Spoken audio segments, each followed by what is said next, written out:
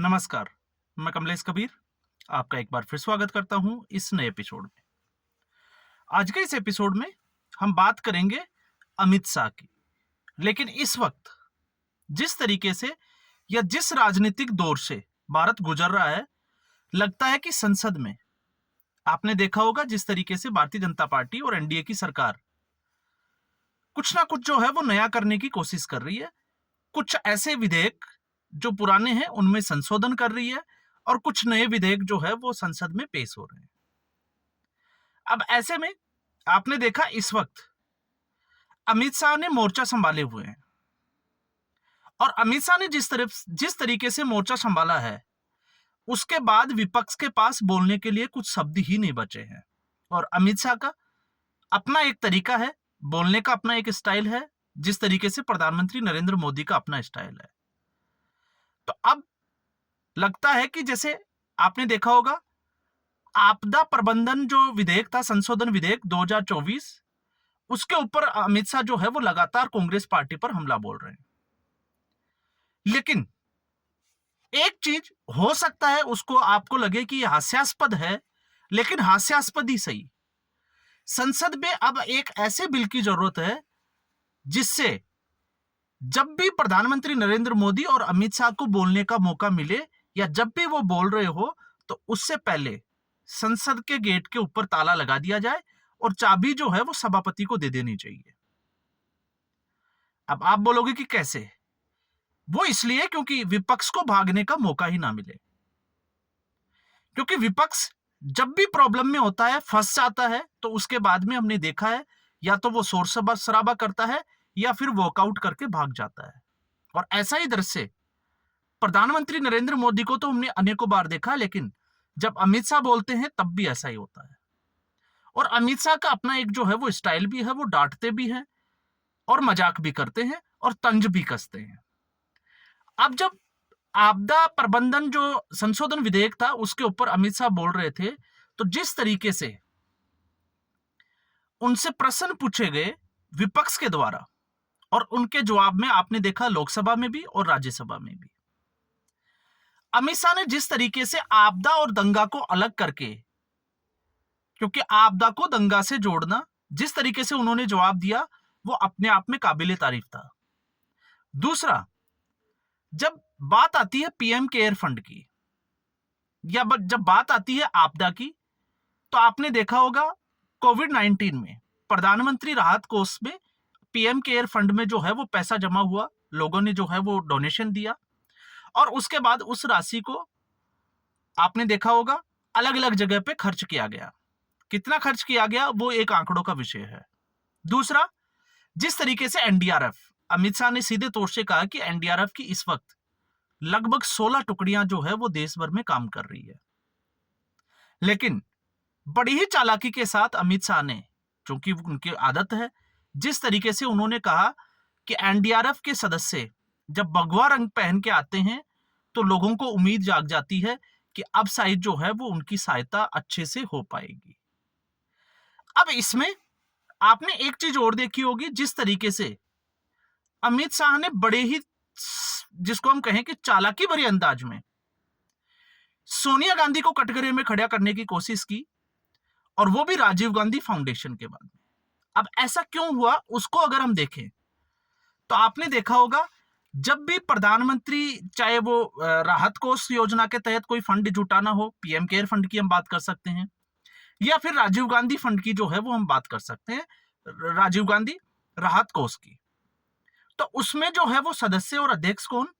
सोनिया गांधी। जबकि सोनिया गांधी किसी संवैधानिक पद पर नहीं थी, वो सिर्फ और सिर्फ एक कांग्रेस पार्टी की अध्यक्षा थी। तो प्रधानमंत्री नरेंद्र मोदी ने इसी बहाने जो है वो तंज कसा और उन्होंने सीधे तौर से कह दिया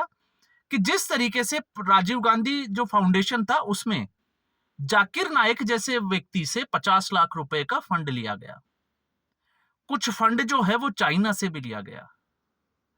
और उस फंड को, या हम कहें कि जिस तरीके से उसको ट्रांसफर किया गया, वो अपने आप में जो है वो, जिसको कहें कि आश्चर्यचकित था और उसमें पारदर्शिता की जरूरत थी। तो अमित शाह ने इस बहाने आपदा प्रबंधन संशोधन विधेयक के बहाने बड़े ही जिसको कहें कि तरीके से कांग्रेस पार्टी की हम कह सकते हैं कि पोल पट्टी खोलकर रख दी। अब इसके बाद में आपने इसका रिएक्शन भी देखा होगा। रिएक्शन यह था कि कांग्रेस पार्टी की तरफ से,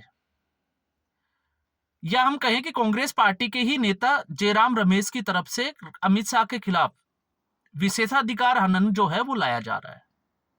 क्यों लाया जा रहा है? अमित शाह के ऊपर आरोप है कि उन्होंने बिना नाम लिए सोनिया गांधी को संसद में घेरने की कोशिश की या सोनिया गांधी को अपमान करने की कोशिश की। और इस देश का इतिहास है,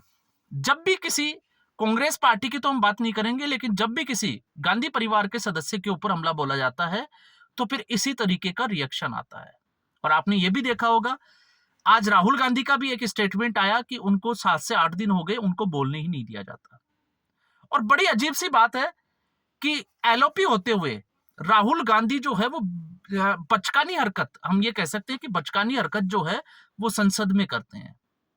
कांग्रेस पार्टी के सदस्यों का या विपक्ष के नेताओं का जो व्यवहार है वो इस देश से छिपा हुआ नहीं है। हम हमेशा जो है वो इस कार्रवाई को देखते हैं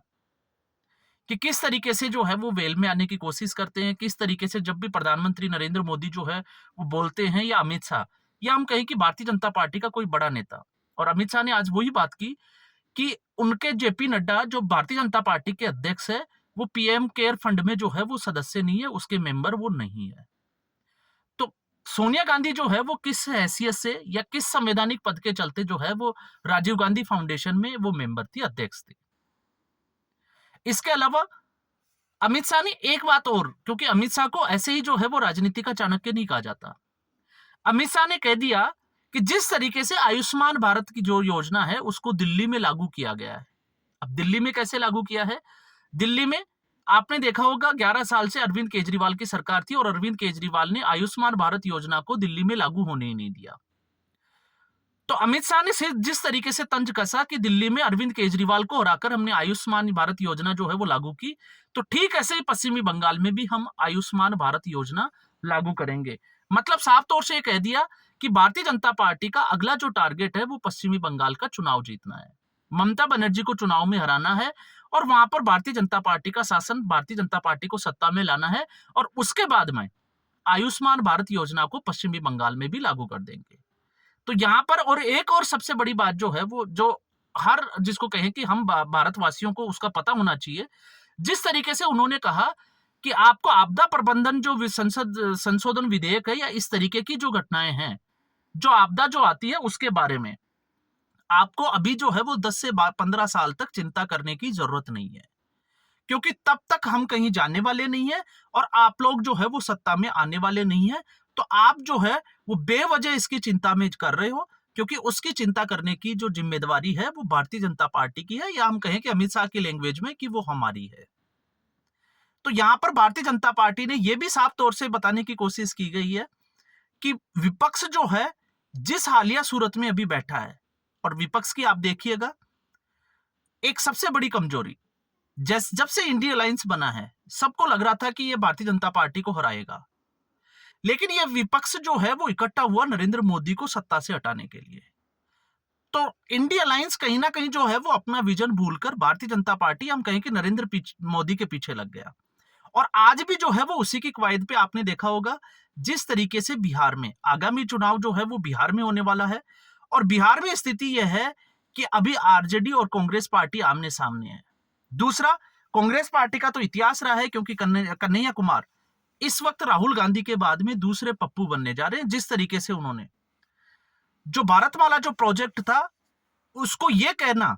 एक प्रेस कॉन्फ्रेंस में कि यह सिर्फ और सिर्फ बिहार के पानी के लिए हो रहा है, तो आप सोच सकते हैं कि उस व्यक्ति की गंभीरता या उस व्यक्ति का नजरिया जो है वो राजनीतिक तौर से किस हद तक जा सकता है। क्या इस देश में भारतमाला जो प्रोजेक्ट है वो सिर्फ और सिर्फ किसी राज्य का पानी को जिसको कहें कि टेक ओवर करने का है, क्योंकि बिहार में पानी है? तो ये अजीबोगरीब बयान देना और फिर उसके बाद में अपने ही गठबंधन में एक दूसरे को जो है वो जिस तरीके से केकड़ा प्रतियोगिता में लेके जाना कि एक दूसरे को किस तरीके से निपटाना है, ये इंडी गठबंधन जो है वो उसी चाल में फंसा हुआ है। तो यहां एक तरफ जहां विपक्ष जो है वो इस तरीके का काम कर रहा है, और दूसरी तरफ जब भारतीय जनता पार्टी ये कहती है कि 10 से 15 साल तक तो आप मान के चलिए 15 साल का अगर हम लेते हैं तो 15 साल तक तो भारतीय जनता पार्टी ने अपना एक रोड मैप जो है वो तैयार कर रखा है कि किस तरीके से उन्होंने सत्ता में बने रहना है और उसके बाद में सोचने का मौका देना है। तो उससे पहले जिस तरीके से भारतीय जनता पार्टी एक के बाद एक जो है वो कांग्रेस पार्टी को या उसके 70 साल का जो शासन है उसको एक्सपोज करते जा रहे हैं और वो भी सिर्फ और सिर्फ गांधी परिवार के बहाने, तो अभी भी कांग्रेस पार्टी या विपक्षी गठबंधन जो है वो इस भारतीय जनता पार्टी की इस रणनीति की काट खोज नहीं पाई है, जो आज अमित शाह ने संसद में, लोकसभा में और राज्यसभा दोनों में साबित कर दिया। और अमित शाह तो आपको पता ही है, चुनाव जीतने की या मशीन, या हम कहें कि चाणक्य अगर कोई है तो इस वक्त राजनीति का तो वो है सिर्फ और सिर्फ अमित शाह। तो आज के एपिसोड में बस इतना ही। उम्मीद करूंगा वीडियो एपिसोड आपको पसंद आया होगा। वीडियो को लाइक करें, शेयर करें, चैनल जरूर सब्सक्राइब करें। धन्यवाद।